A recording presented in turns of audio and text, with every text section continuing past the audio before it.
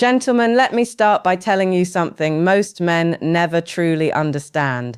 There is not just one way to touch a woman, but there are specific areas of her body that trigger deep emotional responses, often long before her body reacts physically. And the truth is, most men only know two or three of them, if that. I'm a relationship psychologist, and for over 20 years, I've worked with couples at every stage of life. Today, I'm going to share what I wish I could have explained clearly to every man who ever sat across from me in my office. No unnecessary theory, no empty promises, just what psychology, neuroscience, and real-life experience have consistently shown. Before we go any further, let me ask you a simple question.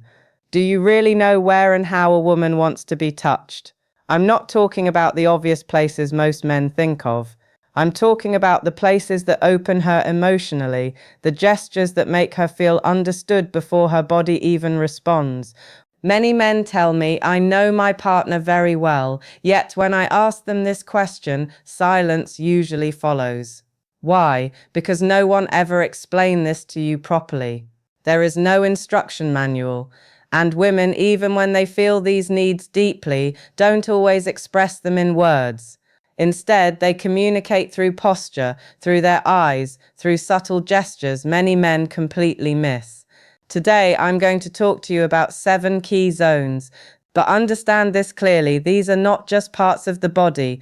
They are emotional gateways. If you understand them, and more importantly, how to approach them, your partner's response will change profoundly. Your hands will stop being just hands. They will become a language of connection, a crucial clarification. After more than 2 decades working with couples, one conclusion keeps repeating itself. Most men act on instinct. They believe that touching the right place automatically creates pleasure. But for women, pleasure does not begin mechanically. It begins with emotional safety. Many men believe they are doing the right thing, but from the woman's perspective, the contact often feels one-sided. You may have asked yourself, why doesn't she react the way she used to? Why does her response feel different over time? The answer is simpler than you think. What men take for granted rarely creates emotion for women. Women don't respond to stimulation alone. They respond to intention, awareness, and presence. When a woman feels with her entire being that you genuinely care, her body follows. But here's the challenge. Women don't always tell you what they need. They show it. One former patient once told me something that stayed with me. Don't touch me just to touch me. Let me feel that you're really there first. That sentence holds the essence of what many women feel. This isn't about physical contact. It's about opening a psychological door first. Zone 1, the hands. I'm starting with a zone most men underestimate, the hands. A woman's hands are directly connected to her emotional world. When you hold them slowly and gently, you're touching far more than skin. A soft stroke along her fingers, a calm, warm pressure in the palm can create a deep sense of being understood. In my practice, I've observed something very clear. Couples who continue holding hands, even after decades together, maintain a stronger emotional bond. This is not coincidence. Hand contact releases oxytocin, the hormone of trust and connection. One important detail many men overlook. Several women have told me that neglected hands completely break the moment. Clean, warm, well-armed for hands make a significant difference. Zone 2, the nape of the neck. The neck right at the hairline is where tension often accumulates unconsciously.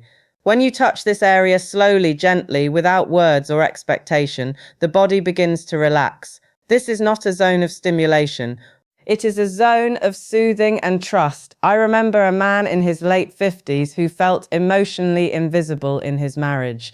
One evening, without any goal in mind, he placed his hand gently on his wife's neck while she stood at the window. She stopped. She exhaled, and then she turned toward him. That simple gesture reopened something they had lost. Zone 3, the lower back between the waist and hips. This area represents stability. When you place your hands here gently, without holding, without restraining, you send a powerful message. I'm here and you're safe but free. This gesture is especially effective in ordinary moments. In the kitchen, in the morning, in silence, your chest against her back, your hands warm and present. No words needed. Zone 4, behind the ear, beneath the jawline. This area is highly sensitive and only accessible when trust already exists. Too much pressure closes it. Warmth and lightness open it. A woman once told me that this touch didn't make her feel desired. It made her feel valued, and for many women, that is what comes first. Zone 5, between the shoulder blades. This is a deeply overlooked area. Psychologically, it represents protection. It's a place she cannot see herself. When you rest your hand there gently, you communicate reassurance. Her nervous system slows down, her mind softens. This touch is not sexual, and that's exactly why it's so powerful. Zone 6, inner thighs near the knees. Let me be very clear here. This is not about intimate areas. This is a transitional zone, close but respectful, suggestive but safe. When approached slowly, it says, I'm close and I respect your pace. Many men skip this step, and that's where they lose emotional trust. Zone 7, the lower abdomen around the navel. This is often the most surprising one. The lower belly is where instinct and emotion meet. This area requires absolute sincerity.